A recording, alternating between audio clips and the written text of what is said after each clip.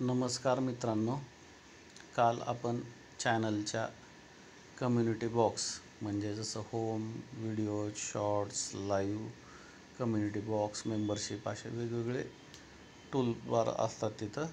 तर काल कम्युनिटी बॉक्समध्ये सोलापूर रिंग रोडचे फोटो टाकले होते आणि थोडंसं काय म्हणतो आपण त्याला की थोडं विचार विनिमय घेतला होता लोकांकडून. तर आज आपण सोलापूर रिंग रोडचा व्हिडिओ सुरू करत आहोत. सोलापूर हैदराबाद रोडवरील तांदुळवाडी या गावापासून. स्क्रीनमध्ये उत्तरेला वरची बाजू, दक्षिणेला खालची बाजू, उजव्या बाजूला पूर्व, डाव्या हाताला पश्चिम. ॲज इट इज हा जो उजव्या हाताचा गोल आहे त्याच्यामध्ये एक पांढरा बाण आहे आणि एक केशरी बाण आहे. केशरी बाण हा उत्तर दिशा दर्शवतो आणि पांढरा बाण दक्षिण दिशा दर्शवतो. तर त्या अनुषंगाने प्रत्येकाने आपापला अर्थ घ्यावा. रिझोल्यूशन 900 मीटरचा आता आपण सुरू करत आहोत. सोलापूर रिंग रोड म्हणजेच सोलापूर बाह्यवळण वर्तुळाकृती मार्ग. आता हा जो उत्तर दक्षिण जात आहे तो प्रस्तावित सुरत चेन्नई ग्रीनफील्ड एक्सप्रेसवे आहे आणि तो इकडं डावीकडे खालच्या थोडंसं लेवलला मध्यापासून आणि उजवीकडे वरच्या लेवलला हा विद्यमान सोलापूर हैदराबाद रोड आहे. इथं हे असे जे चिमणीसारखं दिसत आहे तर ह्याला म्हणतात डबल ट्रम्पेट इंटरचेंज. मग जे फुगवटे आहेत ते गाड्या गिरटी मारण्यासाठी वर्तुळाकृती अधिग्रहण होणार आहे आणि त्याच्या तांदुळवाडी लिहिलेलं त्याच्या खाली ते दोन चौकोन दिसत आहेत तर ते आहेत वेस्ट साईड ॲम्युनिटी. म्हणजे तिथं जागतिक दर्जाच्या तुम्हाला सोयीसुविधा पुरवल्या जातील. NHIच्या वेस्ट साईड ॲम्युनिटीज यूट्यूबवरती व्हिडिओमध्ये पाहायला मिळतात.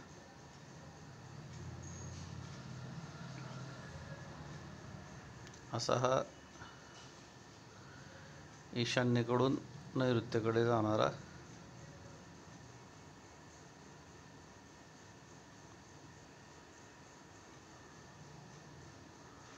सोलापूर बाह्यवळण वर्तुळाकृती मार्ग.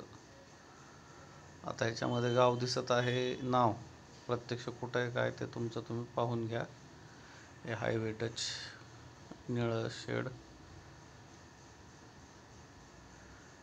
पाहता पाहता फक्त एक लक्षात ठेवायचं, हे वॉटर बॉडीज म्हणजे हे तळं, ह्या बाजूचं हे पानवाटा तळं, हे गाव एक ढोबळमानाने अंदाज येईल. ज्यांचे लाभार्थी आहेत किंवा लाभार्थी बरोबर अजून दुसरा शब्द काय वापरू शकतो आपण, बाधित आहेत, त्यांना गट नंबरमुळं काय अवघड जाणार नाही. फक्त हे सरसकट जे आपले दर्शक आहेत, जगभरातून 66 लाखापेक्षा जास्त आणि सभासद जवळजवळ 21,000च्या घरात, त्यांना लक्षात यावं म्हणून असं मुद्दाम रिपीट करत आहे की कसं पाहायचं. आता हे दारगण हल्ली दिसत आहे, दोन इकडं गावं दिसत आहेत. इथं पांढरट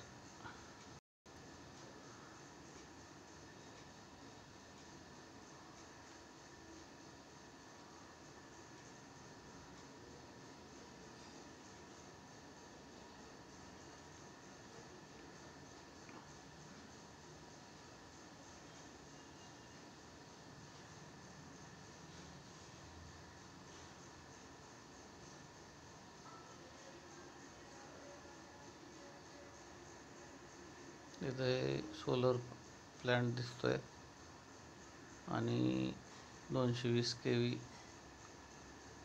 ट्रान्सको सबस्टेशन कुंभारी याच्यामधून. परत हे ZP स्कूल यत्नाळ, बसवेश्वर मंदिर यत्नाळ गावाच्या बाजूनी. आणखीन क्लोजअपमध्ये घेऊयात, काळजी करू नका. पहिल्यांदा एक ढोबळ मान आहे, तुम्हाला अंदाज दिसेल. पताटेवाडी असेल. आता बहुतेक आपण सावटखेड असेल. हा इरिगेशन कॅनल म्हणजे पाणी पुरवठा कालवा. मांढरे असेल.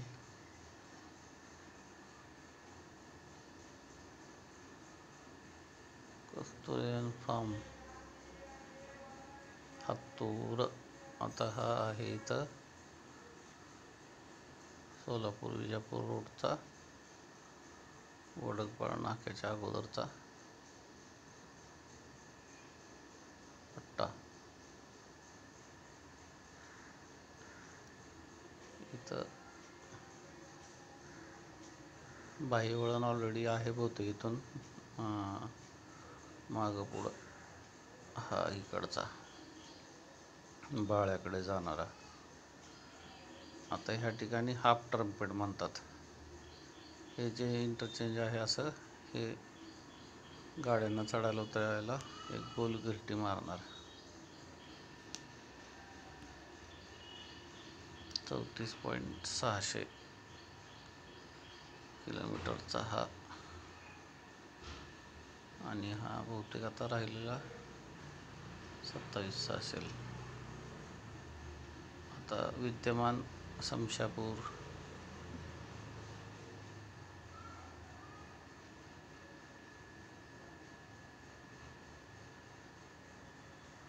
बाळ्याकडे जाऊयात आपण.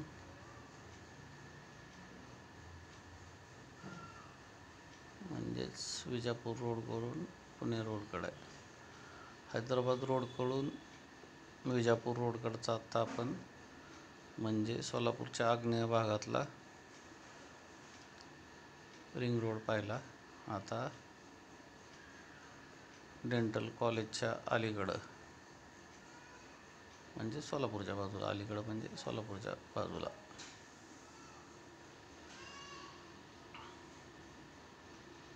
आता इथं हुंडाईचं शोरूम आहे. कुठं आहे, काय आहे, सोलापूरकरांना माहिती. गुगल मॅप्सवरती जाऊन पहा तुम्ही. केगाव शिवाजीनगरच्या तिथं विद्यमान जो आहे तो आलेला आहे. तर विद्यमान जो आहे त्याच्यावरती हे इंटरचेंज चालू होईल. मेन रोडपासून थोडं नैऋत्याला. इथं गिरटी मारण्यासाठी परत असं लाल रेषेतून ते इकडं हे येईल, मार्गक्रमण करेल. हा आहे शिवाजीनगर केगाव म्हणजेच पुणे सोलापूर किंवा मुंबई हैदराबाद रोड विद्यमान. आणि हा जिथं चिमणी बसल्यासारखे दिसते चोचेकडं आहे विद्यमान रिंग रोड, जो की पुणे रोडपासून विजापूर रोडकडे जातो. तर आता जवळजवळ प्रामुख्याने सुरुवात आणि शेवट जर म्हटलं तर विद्यमान पुणे रोडपासून विजापूर रोडला रिंग रोड आहे. आणि प्रस्तावित पुणे रोड ते हैदराबाद रोड जोडला जाणार आहे आणि हैदराबाद रोड ते विजापूर रोड जोडला जाणार आहे. हैदराबाद रोड ते विजापूर रोड आत्ता पाहिला. आता हैदराबाद रोड ते पुणे रोड किंवा पुणे रोड ते हैदराबाद रोड आपण पाहत आहोत. खेड असेल, गुळवंची गाव असेल, कारंबा असेल. आता हे गुगलमध्ये दिसतंय बरं का, प्रत्यक्ष तुम्ही तिथं बाणेगाव असेल. आता इथं हे 20 किलोमीटरचं मार्किंग दिसतंय, म्हणजे ते मागाचं आणि हे ॲड करून टोटल किलोमीटर अंदाज लावू शकता. हे तळं आहे, तळ्याच्या वरती तरडगाव, उळे. उळे म्हणजेच धुळे सोलापूर, म्हणजे सोलापूर तुळजापूर पुढं, तसंच धाराशिव तुमच्या एडशी मार्गे धुळे म्हणजेच दिल्लीचा रोड. कासेगाव उत्तर बाजू, हा संपूर्ण आतला बोरामणी एअरपोर्टचा भाग. धोत्री उत्तरेला खडकी, दक्षिणेला दावल मलिक साहेब दर्गा, शिवाजीनगर. इथून हा येतो काटगावच्या पश्चिमेला. कुठं हाफ ट्रम्पेटने तो स्वतःला जोडतो सुरत चेन्नई ग्रीनफील्ड एक्सप्रेसवेसाठी, एक्सप्रेसवे बरोबर. तर अशा प्रकारचा हा सोलापूर रिंग रोड आहे. आता जे काही नावं घेतले, समजा ते इथं रिफ्लेक्ट झाले नसल झाले तर काळजी करू नका. बाधितांना सर्वांना माहिती आहे की कुठून जाणार आहे. लाभार्थींना, बाधितांना काही समजा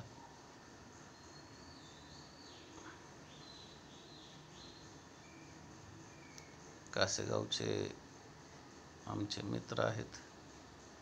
आम्ही नेहमी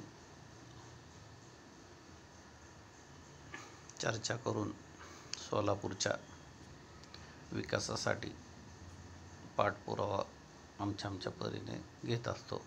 पाठपुरावा म्हणजे चालू घडामोडी, काय होत आहे काय नाही, नगर रचना खातं काय भविष्यातील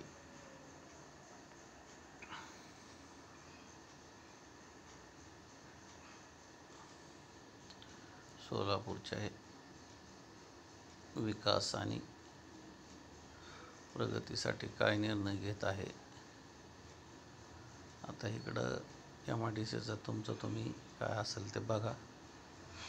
इथं कुठंतरी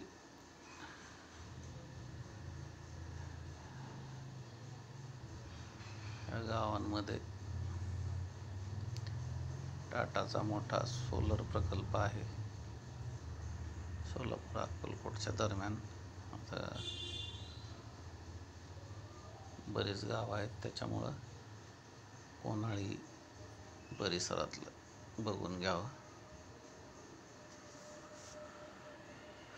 अक्कलकोट सोलापूर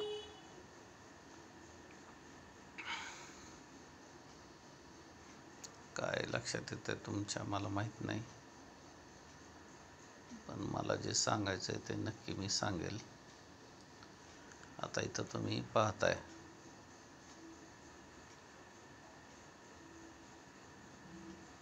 दक्षिणेला कर्नाटक बॉर्डर आहे. आता हा सोलापूरचा जो वर्तुळ होतोय पूर्ण, तर त्या अक्कलकोट बरोबर एक त्रिकोण तयार करतोय. तर जे कोणी विकसक आहेत किंवा बांधकाम व्यवसायामध्ये ज्यांचं थोडंफार कामकाज आहे, त्यांच्याही लक्षात येऊ शकतं की बाबा अक्कलकोटचा जो तीर्थक्षेत्र विकास आहे, त्या अनुषंगाने स्थानिक शेतकऱ्यांना हाताशी घेऊन पुढचे विकसन प्रकल्प कसे राबवावेत, बांधकाम व्यवसायाला कशी उभारी द्यावी. हासापूरच्या तिथं देखील सोलर प्रकल्प आहेत, सौर ऊर्जा प्रकल्प आहेत. प्रस्तावित सौर ऊर्जा प्रकल्पाच्या हिशोबाने बिजलीची तर व्यवस्था झालेली आहे, सडक होत आहे, पाणी देखील होईलच. किंवा करता येईल. बिजली, पाणी, सडक ह्या आधारभूत गोष्टी असतात एखाद्या भागाच्या विकासासाठी. आता सांगितलं मी सोलापूरचा रिंग रोड, अक्कलकोट बरोबर धोत्री, वळसंग, जेऊरच्या उत्तरेकडचा हा अक्कलकोट त्रिकोण. परत इथं शेळगाव आर, हे बेंबळी इकडं, तर हा एक तुळजापूरचा वैरागचा हा एक त्रिकोण. इथं वैराग, शेळगाव, रानमसले, कोंडीच्या उत्तरेचा हा एक त्रिकोण. मोहोळपर्यंत तुम्ही गृहीत धरायला काय हरकत नाही. सांगायचा भाग असा की ज्या काही पडीक जमिनी असतील की जिथं शेती केली जात नाही, तर अशा जमिनींचा भविष्यातील नागरिकीकरणासाठी तसेच उद्योग व्यवसायासाठी वापर केला जाऊ शकतो. ह्या एक शक्यतेच्या हिशोबाने मी पुढच्या गोष्टींचा पाठपुरावा करत आहे. हा झाला, परत एकदा सांगतो. समजा तांदूळवाडी, हातूर, अक्कलकोट हा एक त्रिकोण. काटगाव, तुळजापूर, वैराग हा एक त्रिकोण. तसं तुम्ही म्हणताल मग इकडचं होत नाही का? हो, घ्या ना. तांदूळवाडी, नळदुर्ग, तुळजापूर हा एक त्रिकोण. तसंच काटगाव, वैराग, मोहोळ हा एक त्रिकोण. आता तुम्ही म्हणताल मग ह्या बाजूला, ह्या बाजूला असे अजून ह्या भागात इतर मंगळवेढा रोडचे तसे पकडू शकता तुम्ही. मोहोळ ते मंगळवेढा रोड आणि सोलापूरचा एक त्रिकोण. तसंच सोलापूर मंगळवेढा रोड ते विजापूर रोड म्हणजे मंद्रुपपर्यंतचा एक त्रिकोण. तर सोलापूरचा आता हा समजा आपण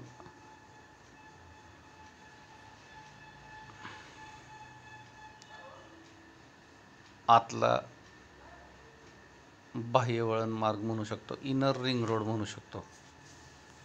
तर आता जे जाणकार आहेत त्यांना माहिती आहे की इकडं पुण्याकडून येताना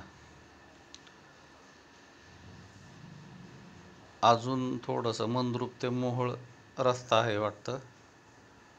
आता इंगलगी वगैरेच्या लोकांना माहिती आहे की आत्ता लातूर, विजापूर काहीतरी तो एक हा आउटर रिंग रोड कव्हर करेल.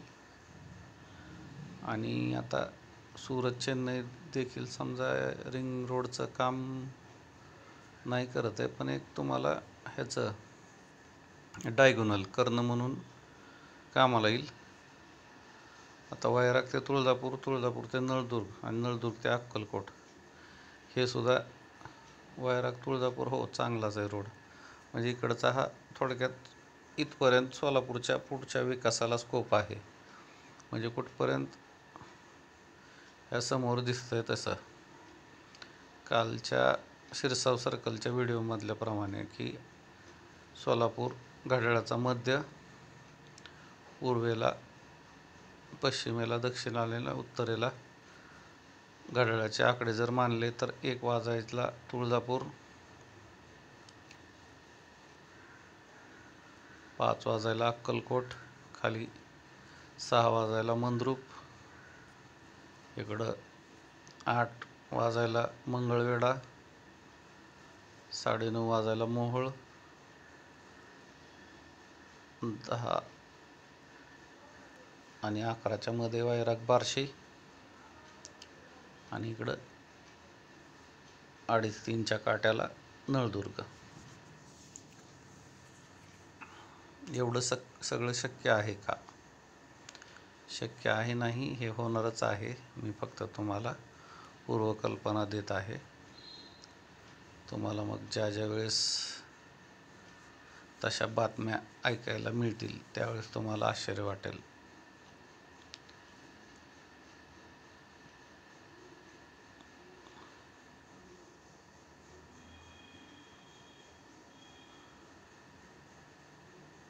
आता इथे ईशान्य भागाला सोलापूरच्या इनर ट्रायंगलमध्ये म्हणजे समजा काटगाव,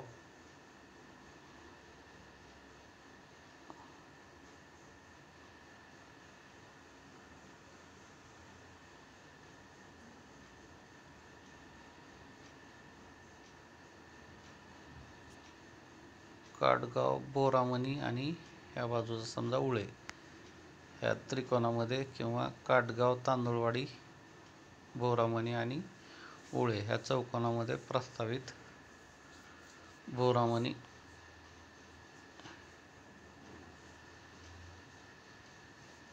बोरामणीचा ग्रीनफील्ड इंटरनॅशनल एअरपोर्ट आहे.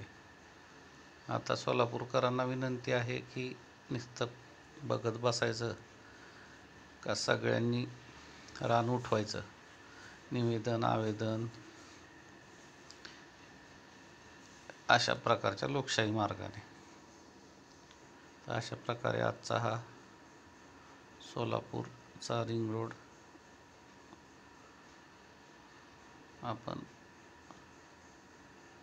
कव्हर करायचा प्रयत्न केला आहे. सोलापूरकरांना विनंती आहे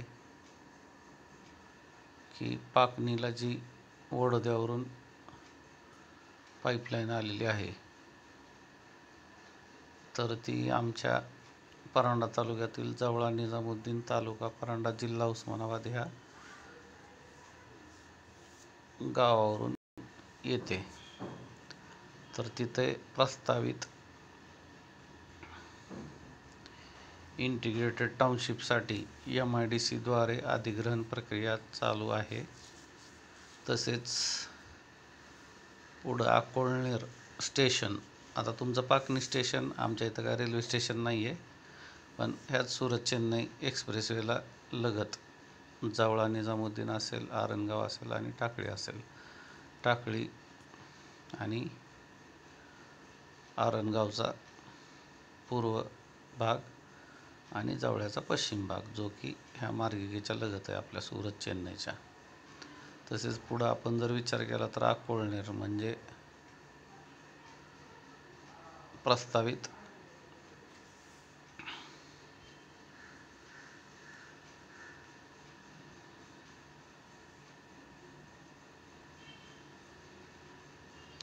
जवळ्याचा मार्गिके लगतचा पश्चिम भाग,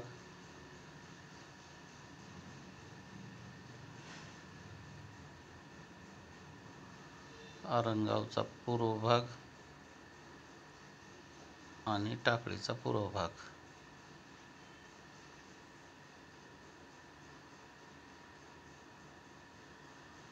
जवळचा पश्चिम भाग इथे या ठिकाणी प्रस्तावित इंटिग्रेटेड टाउनशिपसाठी कार्यवाही सुरू आहे. तसेच पुढे अहमदनगरजवळ आता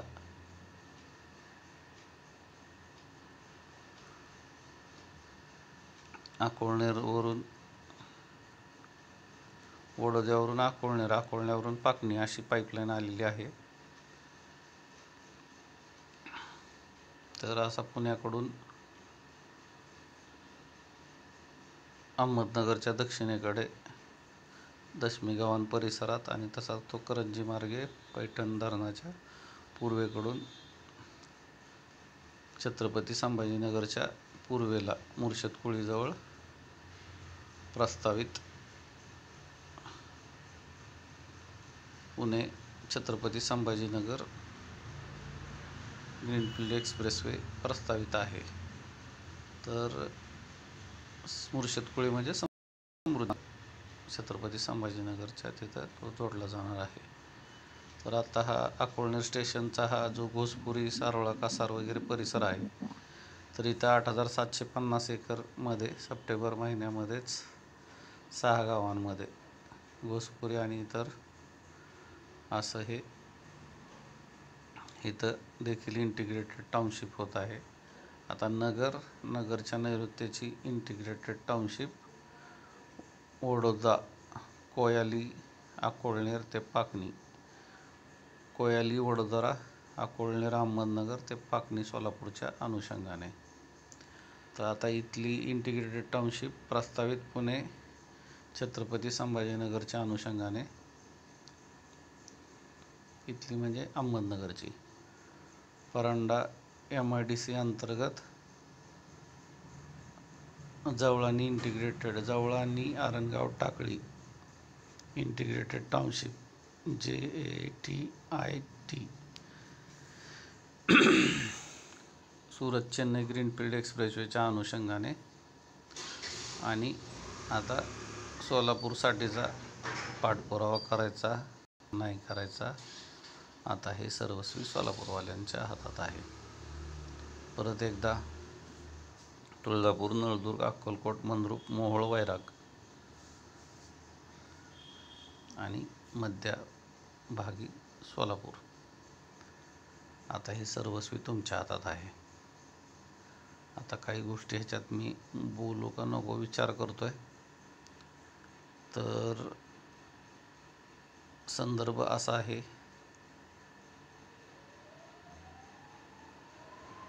की अनुच्छेद 9 अनुसूची 9 किंवा आर्टिकल 9 च्या अंतर्गत जर राज्य सरकारांनी केंद्र सरकारवरती दबाव आणला किंवा पाठपुरावा केला, तर काही गोष्टी ज्या आहेत की राज्य शासनाचे किंवा केंद्राचे निर्णय जे की टिकू शकतात, तकलादू ठरत नाहीत. आरक्षणाच्या बाबतीत सांगायचं आहे, जयललितांनी जो तामिळनाडूमध्ये निर्णय घेतला तसा निर्णय जातीय जनगणनेच्या आधारे काल नितीश कुमारांनी जो घेतला होता मागे, उच्च न्यायालयाने तो धुडकावलेला आहे. आता तुम्ही म्हणाल की इथं का असं सांगतोय, तर शक्तिपीठची कारवाई राज्यपालाच्या स्वाक्षरीने राजपत्रातून सुरू झालेली आहे. आता फक्त ब्रेकिंग न्यूजचा गलका का न्यूज इम्पॅक्ट? दादा भुसे साहेबांनी समाधानकारक वक्तव्य केलेलं आहे की धोपटगाईने किंवा शेतकऱ्यांचं समाधान केल्याबगैर अधिग्रहण कारवाई होणार नाही. म्हणजेच तात्पुरती एक विश्रांती शेतकरी आणि मंत्रालयाने घेतलेली आहे. जसं की मागे आपण पाहिलं की मार्च महिन्याच्या पहिल्या आठवड्यात सरकारी संकेतस्थळावरती राजपत्र अपलोड झालेलं होतं, पण लोकसभेच्या रणधुमाळीमुळं 3 महिने विश्रांती होती. पण ज्या दिवशी निकाल होते त्याच दिवशी आता तुम्ही सगळं community box, videos, shorts, live हे सगळं पाहायला शिका. तर आपण तिथं 4 तारखेचं, समजा 8 तारखेला काहीतरी टाकलेलं आहे, 4 तारखेचं त्याच्यावरती दिलेलं आहे. तर माझ्या अंदाजाने नांदेड जिल्ह्यातल्या कारवाईसाठीचं ते पत्रक आहे. तर सांगायचा भाग असा की जे काही निवेदनं, आंदोलनं आहेत, हा लोकशाही मार्गाने पाठपुरावा चालू आहे. आणि त्या अनुषंगाने जर का सरकार थोडे दबावात येत असतील किंवा वादविवाद, संवाद आणि सुसंवाद ह्यासाठी जर पोषक वातावरण ठरणार असेल, तर याचा अर्थ असा नाही की कायदेशीररित्या, परत एकदा सांगतोय बरं का मी, नीट लक्षात घ्या, 4 तारखेला निकाल झाला, चंद्रबाबूंनी पाठिंबा दिला, नितीश कुमारांनी पाठिंबा दिला, हा झाला सरकारचा किंवा एक मंत्रिमंडळ किंवा सरकार स्थापनेचा किंवा मंत्रिमंडळ जे काही स्थापनेचा भाग. पण त्याचवेळी बिहार सरकारने, नितीश कुमारांच्या मंत्रिमंडळाने राज्यात जो जातीय जनगणनेच्या आधारे जो 15% वाढीचा निर्णय घेतला होता, तो अनुच्छेद 9मध्ये सामील न झाल्यामुळे तकलादू ठरला आणि फुटबॉलसारखा उडवण्यात आला. मुद्दाम अशी भाषा वापरत आहे. धुडकावणे म्हणजे अक्षरशः लाथाळला गेला आहे. सांगायचा भाग असा की तुम्हाला दाखवलं काय जातं आहे आणि त्याचं कायदेशीर काय होणार असतं हे सगळ्यांना माहिती असतं. एवढी प्रखर आणि जहाल भाषा याच्यासाठी वापरत आहे की लोकांना वाटत असेल की टी व्हीवरती बातम्या चालू आहेत. एकच लक्षात घ्या, वाद विवाद संवाद आणि सुसंवाद लोकशाही मार्गाने सगळे घटनाक्रम चालू आहेत. कुठलीही कारवाई सरकार दप्तरी. जे कोणी पहिले 1-2 मिनिट व्हिडिओ ऐकतात त्यांच्यासाठी खास करून ही ताकीद आहे. तसं मी आत्ता हेडरमध्ये लिहिणार आहे की शेवटून व्हिडिओ पाहायला सुरुवात करा. कारण कसं असतं, विषयाचा संदर्भ सुरुवातीला असतो आणि गांभीर्य परत जसं जसं हळूहळू व्हिडिओ पुढं सरकत जातो तसं तसं त्याचं गांभीर्य वाढतं. आता तुम्ही म्हणताल असं कसं काय, तर मी काय एकदम व्यावसायिक यूट्यूबर नाही आहे. ध्रुव राठी किंवा नाही का, जे की व्यवस्थित विषय कसा सुरुवात करायची, मध्ये कसं त्यांचं बरोबर ते पुस्तक वह्या जे काय त्यांचं आहे ते विकायचं अलग लक्षात, किंवा अर्धसत्य समोर आणून एक उत्सुकता तयार करून ठेवायची. मी एकच धाटणी आहे माझी. ब्रेकिंग न्यूजच्या गलक्यामध्ये मी बातमीचा आशय कधीच सुटून देत नाही. मी जे पण काही विषय हाताळतो ते अगदी पहिल्यांदा माझी संविधानिक खात्री झाल्याशिवाय मी त्याच्यात विषय डोक्यात आणत नाही. तर आजची क्लोजिंग नोट आहे की नागपूर गोवा म्हणजेच पात्रादेवी ते पावनार म्हणजेच डिग्रज ते बांदा शक्तिपीठ एक्सप्रेसवेची कारवाई जर अधिसूचना निघालेल्या आहेत तर त्याच्यावरती 21 दिवसाचं जे हरकतींचं वेळापत्रक आहे तर ते त्या बाय डिफॉल्ट पूर्णत्वाला जात आहे. तर याबद्दल सगळ्यांनी सावध भूमिका घ्यावी. आज विचार करा, जर का फुटबॉल होत असेल एखाद्या शासन निर्णयाचा, तर इथं देखील लक्षात घ्या की सरकारची फक्त सावध भूमिका आहे की शेतकऱ्यांची हित त्यांची मर्जी जोपासल्याशिवाय कुठलीही कारवाई पुढं होणार नाही. हे फक्त त्यांचं वैयक्तिक मत झालं, पण कायद्याने तशी कारवाई चालूच आहे. आता राहिला प्रत्यक्ष अधिग्रहणाचा विषय किंवा 1956-2013चे जे कायदे आहेत तर त्याला लँड वेस्टिंग म्हणतात. काला वगैरे ज्या काही तुमच्या ह्या असतात, काय म्हणतात त्याला, पूर्ण एक जिल्हाधिकारी लेवलचा अधिग्रहण अधिकारी त्याच्यावरती नेमणूक केलेली असते. तर हे सगळे अधिग्रहणाचे कामं हे राज्य शासन करतं, पण तिथं जो राजपत्रित अधिकारी असतो तो केंद्र शासन नियमित करीत असतो. परत एकदा सांगतो, कलेक्टर किंवा जिल्हाधिकाऱ्यांच्या नियुक्त्या केंद्राकडून असतात आणि अधिग्रहण कारवाई दाखवली जाते राज्य सरकारची. म्हणजे कुठं काय विषय आहे नाही आहे तुमचं तुम्ही समजून घ्या. एकच चांगली सकारात्मक बातमी आहे की भुसे साहेबांनी सांगितलं आहे की धोपटगाईने शेतकऱ्यांच्या मर्जीविरुद्ध पुढं सरकणार नाही. याचा अर्थ अधिसूचनेप्रमाणे प्रक्रिया थांबलेली आहे अशा भाग नाही. अधिग्रहणाची प्रक्रिया मार्च महिन्यातच सुरू झालेली आहे कायद्याने. लक्षात घ्या, परत एकदा तिथंच या अनुच्छेद 9 एकमेव अशी खिडकी आहे की संविधानात नसताना संविधानात प्रवेश करायची. तर हा संविधानिक विषय आहे जो मार्च महिन्याच्या पहिल्याच आठवड्यात कारवाईसाठी कार्यान्वित झालेला आहे. फक्त त्याच्या वेगवेगळ्या टप्प्याटप्प्याने जे काही त्याचे हे आहेत कलम, त्या अनुषंगाने स्थानिक वृत्तपत्रांमध्ये प्रसिद्धी असेल किंवा संबंधित विभागाला वेगवेगळ्या सूचना देणे असेल, तो समजा त्या सक्षम अधिकाऱ्याचा भाग आहे. पण ढोबळमानाने जर बघितलं तर स्थानिक वृत्तपत्रांमधली सार्वजनिक अधिसूचना.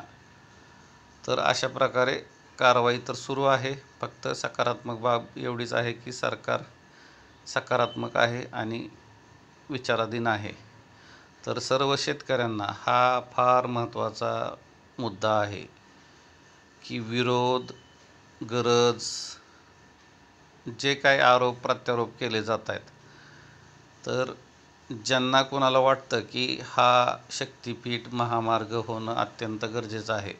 आता विरोधामध्ये मी नेहमी सांगतो की खाजगी वाटाघाटीने थेट खरेदीच्या पर्यायाने चालू बाजारभावाच्या 5 पट पैसे समृद्धी महामार्गाला जसे मिळाले तसे मिळणे गरजेचं आहे, जर का महाराष्ट्रातलं जमीन अधिग्रहण जे वेगवेगळ्या ग्रीनफील्ड एक्सप्रेसवेसाठी प्रस्तावित आहे.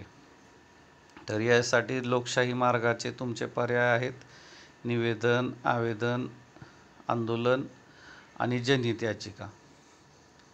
परत पहा, मी काय म्हणतोय ते लक्षात घ्या. तर आता ज्या लोकांना वाटतं की बाबा त्यांचा विरोध नाही आहे, ज्यांचा विरोध आहे त्यांचं तुम्ही पाहतच आहात की 18 तारखेला जे ठिकठिकाणी आंदोलन करण्यात आलं, तर त्याचे पडसाद सगळ्या महाराष्ट्रभर नाही, देशभर नाही, जगभर उमटत आहेत.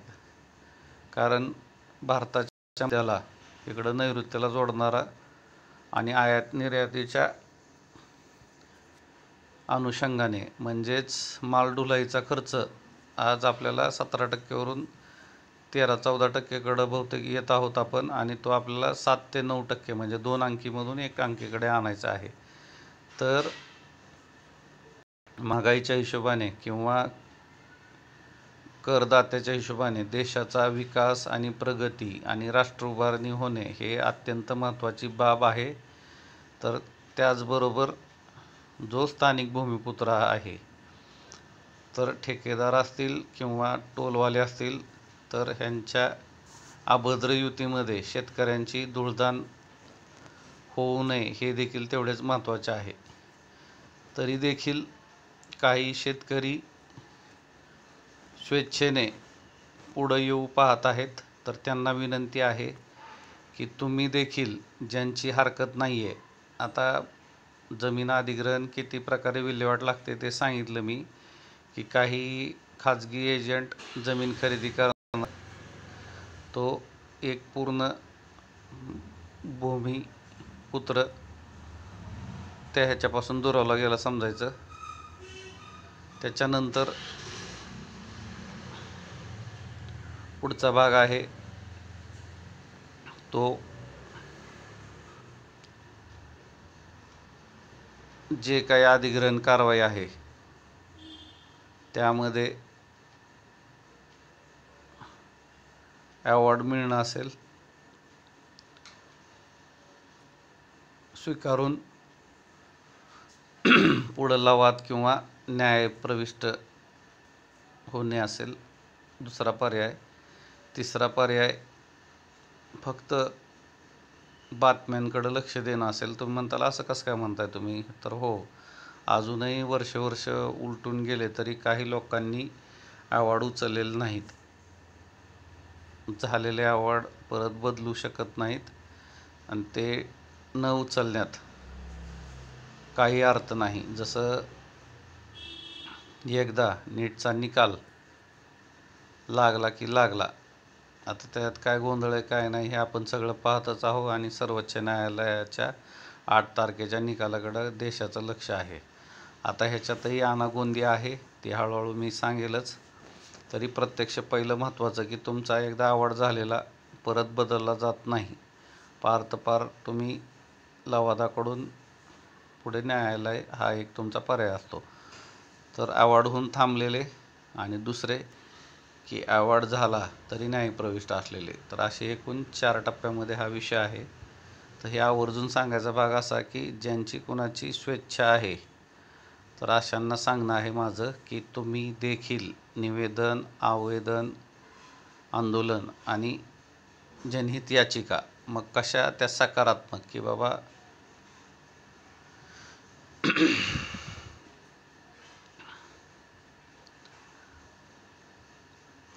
आम्हाला राष्ट्र उभारणी करायची आहे आणि त्यामध्ये आमची कसलीही हरकत नाही, फक्त आमची भावना एकच आहे की आम्हाला आमचा रास्त हक्क मिळावा आणि जरी त्याच्यामध्ये काय असेल तर अडचण असेल तर लोकशाही मार्गाने आम्ही त्याचा पाठपुरावा करू, जसं की पुढे सांगितल्यासारखं लवाद असेल किंवा न्यायपालिका असेल तर ह्या गोष्टी कसं लोकशाहीमध्ये तुम्हाला अभिप्रेत आहेत, दिलेल्या आहेत. राहिली गोष्ट तुम्ही म्हणताल की बाबा असं लवाद वगैरे, लवादाला जिल्हाधिकारीच असतात. कालचं सीतापूरचं उदाहरण आहे, एका वकिलाला अजून जमीन अधिग्रहणाचा मावेजा मिळाला नाही, एवढी त्यांच्यात हमरीतुमरी झाली. तुम्ही पाहू शकता कालची सीतापूरची उत्तर प्रदेशमधली घटना. बऱ्याच घटना आहेत, त्याच्यामध्ये जायचं नाही आहे मला. आपलं फक्त संदर्भासाठी मी तुम्हाला सांगायचं, मला आधार घेण्यासाठी ते सांगावं लागतं की अधिसूचना अंमलबजावणी आणि राज्य शासन अधिसूचना अंमलबजावणी आणि केंद्राचे कायदे, आणि त्या कायद्यामध्ये एक अनुच्छेद 9 अनुसार एक खिडकी. फक्त इथं तुम्ही एवढंच घ्या की कुठल्या अधिसूचना, कुठले GR काय असतात आणि कारवाईने तोंडी काय होतं किंवा नाही. नशीब फक्त एवढंच आहे की स्वतः मुख्यमंत्री एकनाथरावजी शिंदे असतील तर MSRTCच्या द्वारे त्यांनी आज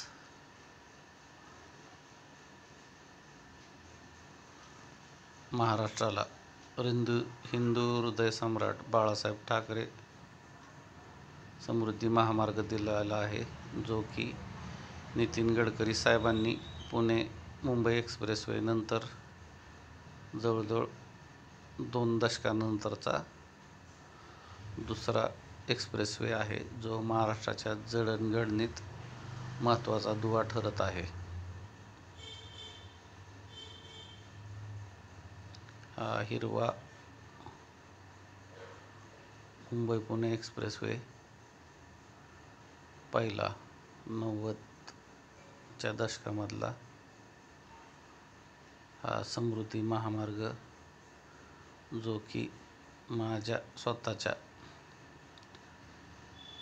जिज्ञासेला चालना देणारा, आणि आज तुम्ही जे काही मला ऐकत आहात त्यामागे एकमेव कारण म्हणजे समृद्धीचे पहिल्यांदा वृत्तपत्रांमधल्या बातम्या, बाधित गावं असतील, फक्त एक जे सांगितले जायचं उंची किंवा 30 फुटी भिंत असेल तर त्या जिज्ञासेपोटी मी अभ्यास चालू केला आणि जसं जसं काम पुढं सरकेल तसं तसं ते गावांचे टॅग काढून त्या कामावरती मी टॅग केले. आणि आज पाहत आहात तुम्ही की योगायोगाने आमच्या जवळ गावातून सुरत चेन्नई एक्सप्रेसवे केल्यामुळे गेले 30 एक महिने आम्ही